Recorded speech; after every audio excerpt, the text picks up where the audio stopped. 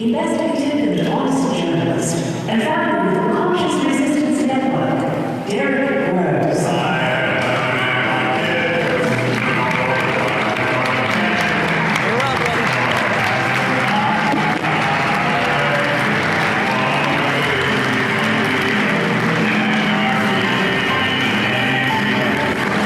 What's up, everyone? Welcome to Anarchapulco.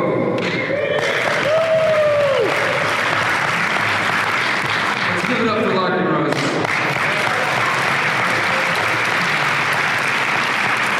I feel like they gave me a really killer slot, but also Larkin's a hard act to follow, so I understand if you don't know who I am yet, and hopefully by the end of this presentation you know a little bit about me and the solutions that I'm offering that I think are available to each and every one of us in this room and everyone who's watching at home.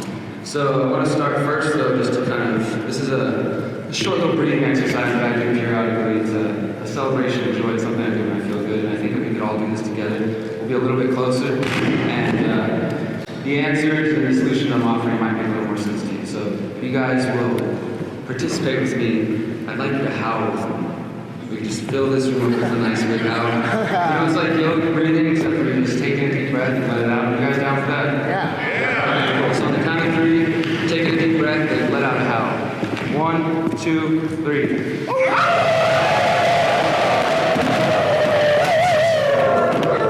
Alright, I feel like we're friends and I'm alright.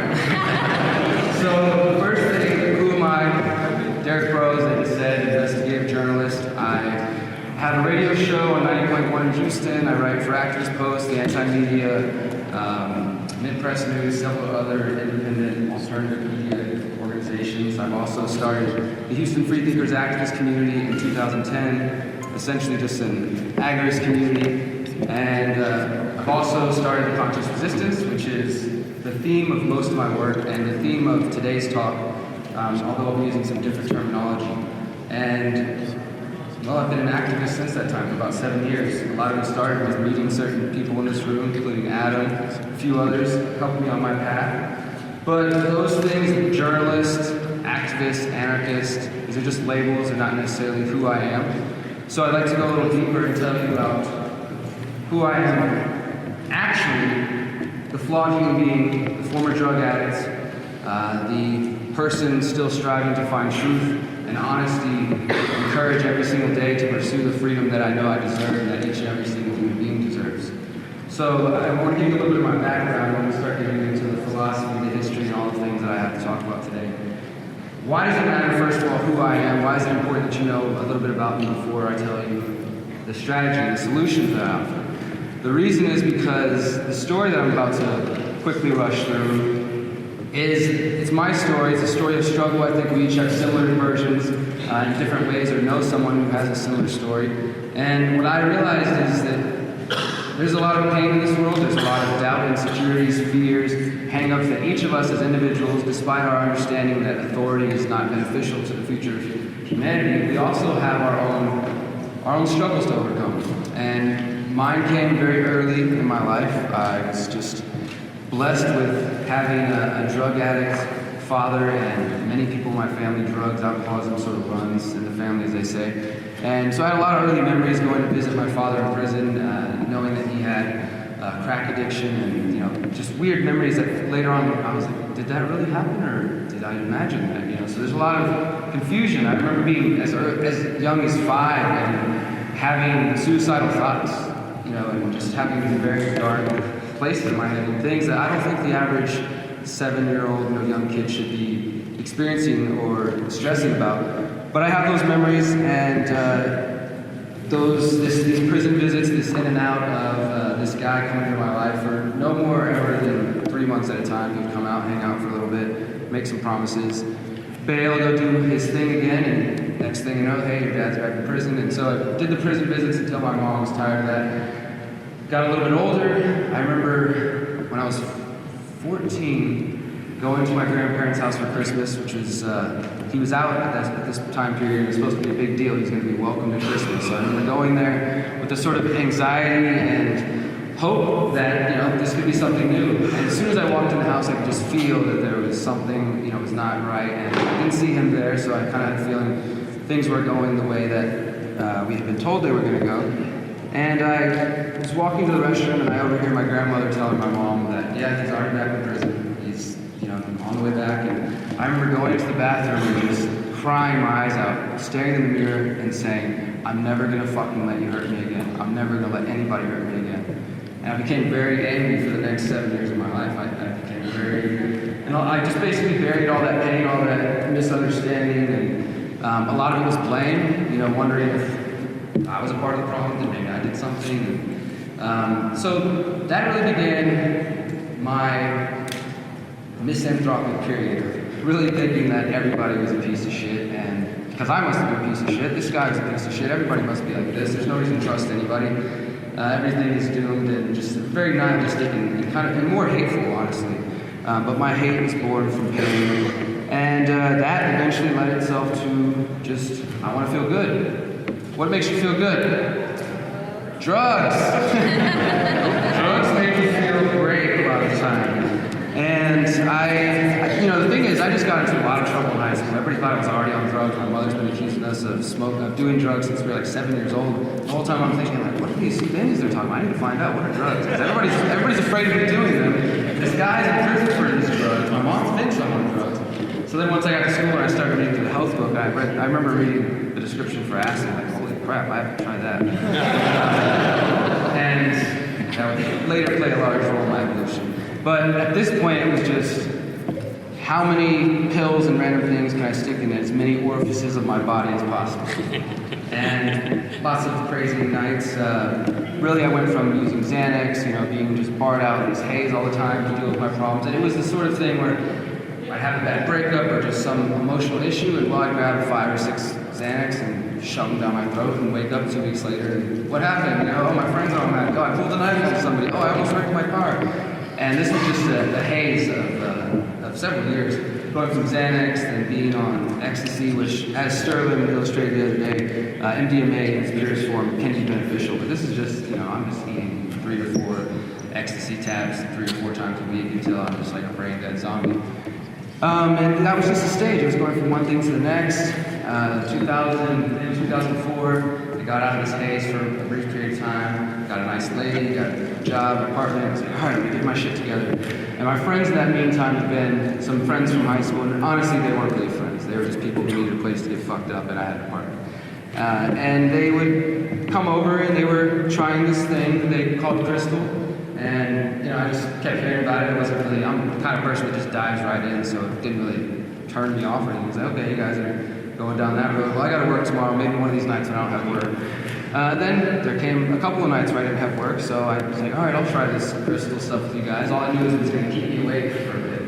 And I did a fat line of crystal meth, and later that night, I promised them, I said, oh, well, I get paid tomorrow. Let's go buy $200 more worth of this stuff, like right now. And so from January 2005 to eventually November 2005, I just went through this 10-month, 11-month period of losing my job, losing the house, becoming homeless, selling crack, selling meth, becoming addicted to both substances, getting involved with a lot of just ridiculous things, putting myself in positions that I shouldn't have been in, and treating other people like shit as well. And again, this was all born from that pain that I've been repressing and not doing. And eventually, like I said, I got locked up. In November 2005, I got charged with possession of crystal meth, sentenced to 5 years on probation, plus some time. I ended up doing between 2005 and 2008, I ended up doing 18 months in and out of different institutions in Texas, and state institutions, prison institutions, rehabs, some of them they like to call. And then about 3 months before Obama got elected, or actually a month before Obama got elected, I got released for the final time. I was now a felon with a charge of possession of controlled substance. But the beautiful thing is, before I went in there, I was actually able to quit meth. I just quit it all on my own. Throughout that whole summer, I was realizing I'm not happy living this life, and I would be around these people, and I'd say things like, hey, please, I really don't want to do this, so just don't offer me, because I will say yes. And this guy's like, yeah, me too. And, so I was looking for friends and hope, and there wasn't really much there. And I will credit cannabis for helping that a lot, because if anybody's ever done a bunch of stimulants or something like crystal, then that can really mess with your head and anxiety levels and things like that. So I would just sit in this little crack meth den that we were living in. I remember just sitting in the corner with my bong and just smoking weed every day and I was just not using crystal or any other drug until I felt strong enough. Basically 7 days, about a week later, I just got up at my car and left, and I didn't come back. And so I got myself off that and spent the next month just getting clean from that, and Canada's helped me with that. But the reason I got arrested is because it's the sort of story of, well, I know I can make money, I've made all these connections over time, let me just go do one more deal. And in this period of me being all drugged out, I've been getting pulled over and tickets and never going, so I had all kinds of warrants, my tags were expired, I was driving around with a bong in my car, like I was out of my mind at this time. So I needed some sort of help. You know, I don't think that the state's institutions and prison are the ways to do it, and my story from going to that to discovering my own worth, my own value, starting to question the world in general, questioning the drug war, questioning government, and everything that has led me to this moment now is not really a typical story. There's a lot of, hurt people in there that don't get help. So I don't think that prison's the answer and that prison saved me, anything like that. But I definitely remember about a couple weeks before, my mother finding me in this closet, just like on the ground, just sort of crying to myself. And she's like, "What is going on with you? Like, how can I help you?" And I just remember telling her, I just feel like I need a pause. Like I need things to stop. Everything's going way too fast. And I was just, I've been filling my head with all sorts of drugs and stuff, so I couldn't really think straight. And I got the pause, but not in the way I wanted it, but it was still beneficial. When I got locked up, I chose to just use every second, every day to my benefit. I was journaling every day, writing my thoughts and trying to understand how I got there. I started to write my father. Ironically, the week that I got out, that I went in, he was getting out from his latest institution. But sure enough, he was back before I got out. And so we were writing letters to each other from different prisons across Texas. Which is not a fun feeling. It's kind of like, damn, I hated this dude my whole life, and here I am for something similar. So I had a lot of learning to do and a lot of self-reflection, and that's what I used that time. As I said, it was 18 months over a couple years, so I didn't really get it the first time. I got locked up for 11 months and figured that would be enough, but I went back 5 months later after I got out, did 3 more months, got out, got a DWI, went back for 4 more months, and like, wow, this behavior is still here. There's still things that need to be healed. There's still deeper layers that can be peeled back. And so through this experience, as I said, discovering the true nature of the world, in about 2009, I watched an Alex Jones documentary. I read Jim Marrs' Rule by Secrecy, and I read Ron Paul's Revolution Manifesto. And with those three things, the entire world was totally new. And everything that I suspected, all this bullshit that I felt about the system, out of my nihilism and my just apathy for it, I was like, wow, this is why I've never felt drawn to these things. It wasn't because there's something wrong with me, there's something wrong with this institution. And it was only through starting to care about myself that I really care about the world around me. Because if we're all angry and hurt and bitter and full of ego and trapped in these things, then it's very difficult to say that, yeah, I really care about what Trump does, or I really care about the state of the world. If people don't even care about, if they can't handle what's happening in their own universe, it's very difficult. You may understand, you have a bad breakup or something traumatic in your immediate life, all of a sudden all these Facebook debates and bigger things, they seem so meaningless, and it's hard to care about these things until we are able to help heal ourselves.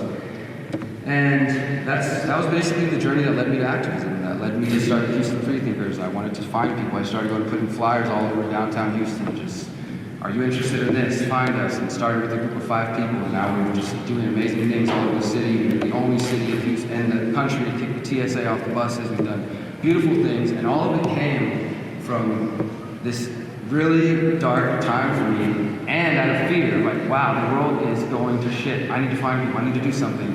And again, that fear drove me to action, and that action has led to some beautiful things. I went and interned with Adam in 2012, learned a lot about video editing and just running production and doing man on the street interviews and stuff like that. So had a good time. And then when Adam got locked up in 2013, I was one of the people that came to host for him while he was on his spiritual retreat. And I learned even more, and people were willing to listen to what I had to say. So when I came back, I started my own live show and such, and it was around that time that my activism shifted even further, and I came up with this idea of the conscious resistance, and I realized that I'd been living in 2 different worlds in Houston. I had this spiritual communities, meditation communities, kind of conscious world that I would hang out with, and I had these activists, anarchists, journalists that I hung out with, but I was always really careful to keep them separate. I felt like either side wasn't ready for the message, you know, and I've run into that often where you've got spiritual people who are like, no, I don't want to hear about what's going on in the world. Or maybe they lean more, you know, communism, statism. And on the other side, honestly, this crowd has not always been open to a spiritual message or to a compassionate message. And I've seen that change a lot in the last 4 years.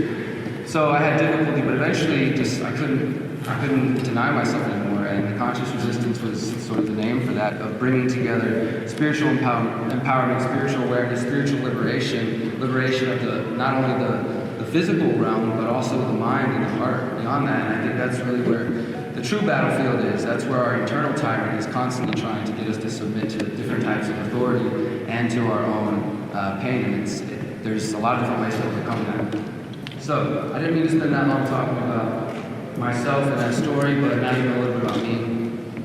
And the goal of the rest of this talk is to show that there's a workable path to freedom, and hopefully by the time I end this, you'll understand why I share all information with you. So my path, my strategy is to promote and propagate the message of freedom, of liberty, of anarchism, and specifically the philosophy of Agorism or Agorism, depending on how you say it. Has anybody ever heard of Agorism, Agorism in this room? I know Lark briefly mentioned it, and I think many of our thinkers in this movement and the actors understand that agorism seems to be the only actual strategy that's been put forth other than electoral politics or, I guess, meme wars? I don't know. But so I'm trying to keep that message alive. And so the history of agorism, it's a philosophy that was created, the term was coined by Samuel E. Compton III in the late 70s. He started developing it in the late 60s. He worked with Murray Rothbard, that many of us look up to his writing and his work, and another often forgotten activist, anarchist, Karl Hess, who wrote a really amazing essay called The Death of Politics that was published in Playboy in 1969. It was really seen as this seminal moment for the movement that precedes our movement, where this message went sort of mainstream and people were introduced to the idea of anarchism as Rothbard was putting it. Is this thing working on? Is it? Alright, let's try this. Yo, alright, better. So, Compton was working with Rothbard, he was working with Hess. He was alive during the time of the infamous student conventions in the late 60s where the draft cards were burned. And there was a period where the new left, the emerging new left, anti-war left, sort of the hippies and other peaceniks and such, were starting to have some prominence. There was also the Black Power movement, the Red Power movement, the feminist movement. And along with that, but maybe a little bit further to the right, was the Rothbardians and Rothbard and his people. They were the libertarians at the time. And in the late 60s, Rothbard, Karl Hess, a few others, and Compton teamed up. They actually had a journal called the Left and Right.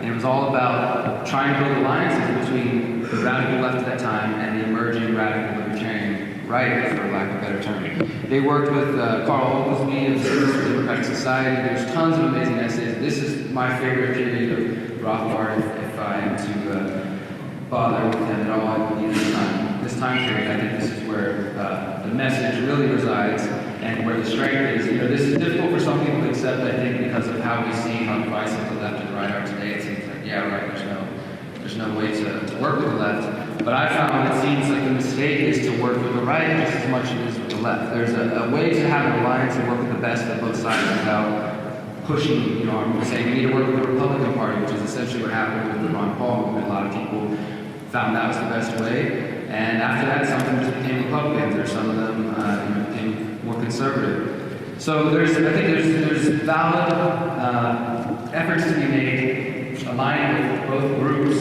with the best of both groups. And agorism and agorism came out of that. Essentially, Compton said, we can create this free society, this state of society we want, but we have to stop using their institutions. So along with being part of this new left movement that was going on, he came up with new libertarianism, which is another word for agorism. So he was using the language they were trying to reach out and work with them. They had the counterculture, he created the counter-economics. And counter-economics is the how-to. Agorism is Compton's specific philosophy of libertarianism extended from Rothbard. He said that he felt like he was a more true Rothbardian than Rothbard because Rothbard never supported political parties later in his life. So he put out the philosophy of Agorism, saying that, and it comes from the Greek word agora, the marketplace. So this is market anarchism. And he said that the way to defeat the state is through counter-economics. And I'm going to get into this in just a second. Counter-economics is essentially working outside of the state, building counter-institutions. So Bitcoin is a huge part of that. Anytime that you have the ability to not use the Federal Reserve note or the central bank currency of your country's country of choice, that is counter-economics. It's the black and gray market. The gray market would be the areas that the state deems immoral. It's not necessarily illegal, but you're doing something, say, without a license, without a regulation. So every time you buy cannabis from your favorite dealer, it's not done through the state. That would be black market. It's actually legal in some states. But say you get somebody to cut your lawn, you get them to mow your lawn, to cut your hair. That's done without a license. That's gray market. Also, I would include activities like building and community through participating in creating farmers markets and things like that. Things that aren't necessarily illegal, but they move power away from the state. They take economic power away from the state. The full extension of this would be the black market. So that's when you're using Bitcoin. You're using other cryptocurrency, you're using silver, you're bartering, you're doing anything else other than using the state's currency. So you're literally taking taxes away from them, you're taking their source of power. We all understand taxation is theft, and without those taxes, they would not have the power they have to wage the wars they do, to do all the things that they do. So if we are able to actually say, we don't want the Federal Reserve, stop using the Federal Reserve note. It's literally the only way. They're never going to pass it on to the Fed. They're never going to end the Fed through the system.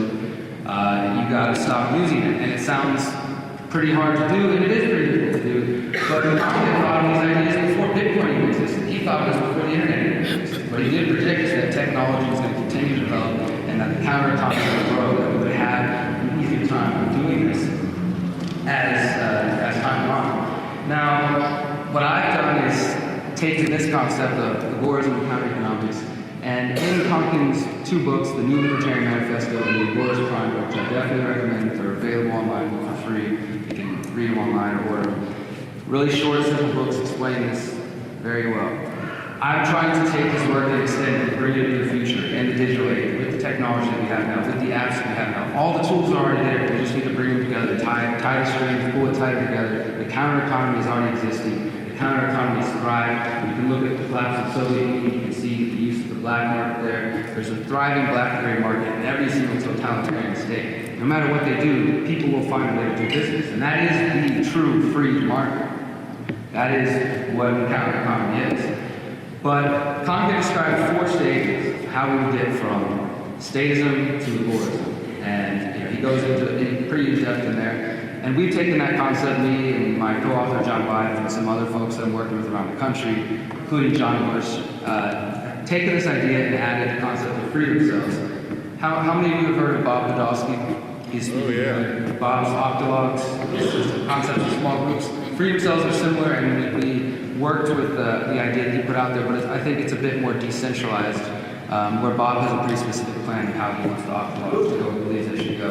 And we're trying to keep the freedom cells as decentralized as possible. Freedomcells.org. Check that out, freedomcells.org. So for a freedom cell is essentially a group of 7 to 9, ideally 8 people working together. It can be used in dozens of different ways, literally unlimited potential with this. You can use this as preparation. So in Houston, we've got our group, everybody getting 3 months worth of backup supply of food. We got everybody using a form of communication, everybody having some form of self-defense.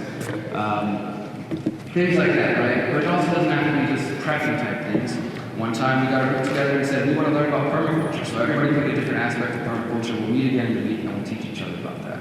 It can also be about sharing skills. The idea being that you want each member of your group to be on the same skill level. So if the shit hits the fan, if something goes wrong, some type of emergency, or if somebody leaves, the group is not all of a sudden, oh no, the only guy who knows how to build the fire is gone. You know, everybody should be on a similar skill level. There's going to be division of labor,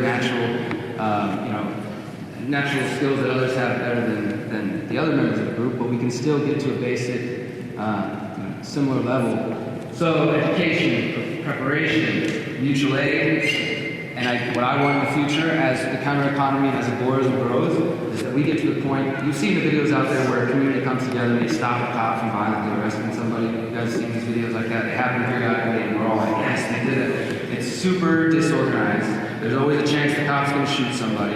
And it's spontaneous, so it is spontaneous order. But we can have that spontaneous order.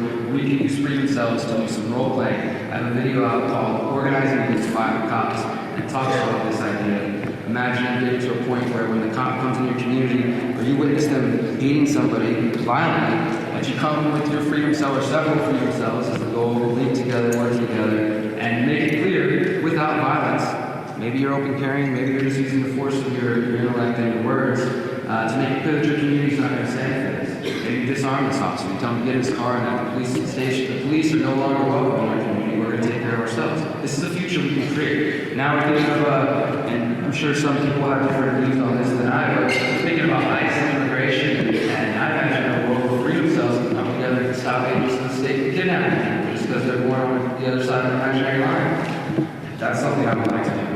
Or CPS coming to take some of these kids because they don't vaccinate or because they smoke cannabis. Your freedom cell comes together and makes sure that that doesn't happen. It's already happening in other places. Detroit, where they're having their water stolen through the corporatization of that city and stays in that city. People are getting their water turned off. They call them groups of angels that just come around and literally form around a house and block the water trucks from turning off water. And they've had success all over the city. It's already happening. I don't care what you call it. But freedom cells, I believe, are the how to move Agorism and the counter economy forward. And that brings me to vertical or horizontal Agorism, which is that first slide here. This is something that I've created. The language comes a little bit from Compton and Paradigm, who is a Swiss-Italy Austrian communist. He wrote an essay in 2006. Nobody paid attention to it. I found it and I loved it. And I'm taking a run with it. So what we have here is the vertical, or what Perry called the extrovert strategy. And this would be more of the Hessian, Carl Hess was more of community building. He was more like what I try to do. He's involved in community. He went to the Adams Morgan neighborhood out of Washington, D.C. in the 70s and 80s. He helped put compost collection, rooftop gardens, aquaponics in basements, all kinds of awesome things. There's a book called Community Power, or Neighborhood Power and Community Technology, all about that. No, I'm throwing lots of references, but this is important information. So Carl Hess did more of that. That's the vertical strategy. And I think he's got these reversed. They're supposed to be vertical to introvert. Because what that means is you're ready to join the counter economy, but maybe you're not ready to join the bootlegger, the cannabis dealer, and all the other people who are in there, putting their lives and their freedom at risk. Because at this point, the state has control of doing black market activity. And I should qualify this. I'm going to, of course, believe the non-aggression principle. Black market has nothing to do with violence. He termed activity in the market, which was illegal and violent, as the red market. So when I say black market, I'm talking about strictly peaceful, non-violent, direct trade between people that the state considers to be illegal, but that we know causes no harm. So with the vertical strategy, which is introvert, this is where you can get started. And what this is meant to do is you start at the bottom corner of statism, and we're trying to get up there to the top right of Agorism. It's not just going to be a straight path. And the New Libertarian Manifesto Compton says there's no one straight line to liberty, but there's a graph, there's a space that we can describe. And Agorism is it, and this is that graph.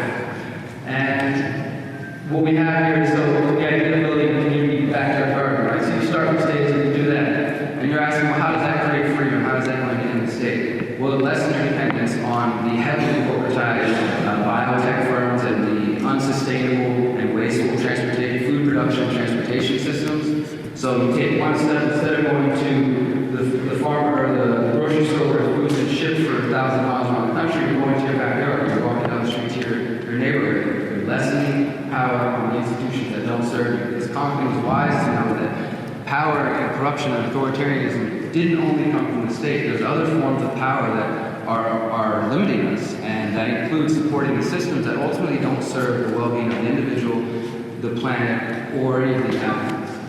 So you can start a community backyard garden. You can create or join neighborhood watches. We've started doing this. I recommend everybody here join Nextdoor.com. Nextdoor.com. It's a private social network for your neighborhood. It's much better than Facebook because it targets to the neighborhood you're living in, the 5 neighborhoods. You can get as specific as you like. We've done this to spread Agorism, to spread these ideas through that community. We, at the Freezer House, we basically put the idea out there where people were saying, hey, my car keeps getting broken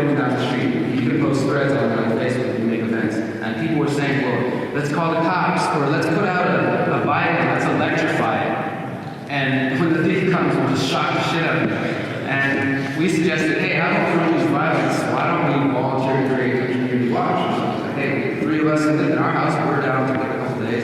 People contacted us and they were interested in it. It's a great tool to start infiltrating your neighborhood with the ideas of freedom and love. Create joint neighborhood watches, create freedom cells. Again, these are all the vertical introvert strategy, not bold and they're not actually counter-economic because they're legal, right? But they're still building community power, supporting or creating media ventures to counter the state propaganda, supporting or creating P2P, peer-to-peer, decentralized technology. These are all ways that bring us closer together. As I mentioned, nextdoor.com, there's also Cell 411, which is a great way to use your freedom cell to cop watch, to defend each other. And again, I mentioned the freedomcells.org website that we built to help you find people just like this. Now, the horizontal strategy is the extrovert strategy. This is the explicitly black and gray market, or the black market counter-economic stuff. And Condon said before he wrote the book, before the idea of Agorism had been put into paper, it didn't exist, So he's like, from this point on, now we have Agorism. So the first step is discovering Condon, right? Then you get into using alternative currencies. Maybe you're selling cannabis or other illicit substances for your neighborhood and providing a service to them, and doing so without violence. Create community defense through freedom cells. Create counter-economic markets. Now, of course, we all heard from Glenn yesterday, about how the state treats counter-economic markets that are bold and open, even on the deep web, like the Silk Road, and we saw what happened to Ross. Tompkins also wrote that we should be careful at how quickly we move, and this is why he described the stages, because he said if we move too quickly, the state would not hesitate to smash us down. And that's what happened with Ross. Ross tried to end, I know Ross personally and Dread Pirate Roberts both quoted Tompkins and Agorism on the Silk Road message board, and I was at the trial recording on it, and the judge said, as Lynn emphasized yesterday, that it was the philosophy that she felt so dangerous. She specifically said, I have to make sure that no one dare take up your flag. So they're afraid of things. They're afraid of Agorism. They're afraid of us working outside and recognizing that we don't need their systems. As long as we keep using it, then it's going to keep existing. I'm going to speed along here now. We're out of time. I mentioned the Freethinker House. That's the space I live with. 2 other Houston freethinkers. We have a community garden there. We do benefit shows every month to raise money for different causes. What does that have to do with anarchy? It brings community together. People come to our space, they discover what we're about. It's not just about preaching on Facebook or putting on memes. You have to connect with people. I've noticed in my 6 years, 7 years of doing this, and about 5 being involved in this movement, there's a lot of volunteers who don't do any sort of volunteerism activity in the community. They're not out there actually creating voluntary institutions to show people this works. And that's what Agorism is about. A company called it A3, the Agora, Anarchy, and Action. If we don't have action, we're doing nothing. So we need to move to a place of action. And we're using the Freethinker House in our space out there as a beautiful way to show people this, show Agorism in action, and show these principles in action. So let me recap as I wrap up. Agorism, the philosophy of Samuel Tompkins, building outside the state using counter-economics. Vertical and horizontal Agorism, as on that slide, show us a strategy to do this. As I said, it's not going to be a straight line. Maybe build a community garden, then use alternative currencies and build freedom cells. Either way, it's just sort of a tool to help you see that there's multiple paths, multiple ways to get there. And this brings me to my final point here. Every single thing I just spent the last 30 minutes talking about doesn't matter. None of it matters if we're all broken. Which brings me back to my first point of how to discover conscious resistance. If we're all screwed up, these ideas aren't going to work. We can create the counter-economy, we can defeat the state however we want, give it 50, give it 100, 200 years, and we're going to create the same thing until we start working on that internal battle that I was talking about, that internal tyrant. And this is what the conscious resistance is about. It's something new, though, that I've been calling holistic anarchism, which is taking the ideas of Agorism, of community building, all these things, and putting together a package. And this is also, this pyramid here represents an intentional community that is starting in Texas in 2020 with several other people who are already working on this, to build an anarchist intentional community, which we hope will be a part of a network of agoras, conscious agoras around the nation. So at the top, we have Sovereignty of the Individual, which comes from Josiah Warren, America's first individualist anarchist. Look him up. Josiah Warren, read Men Against the State.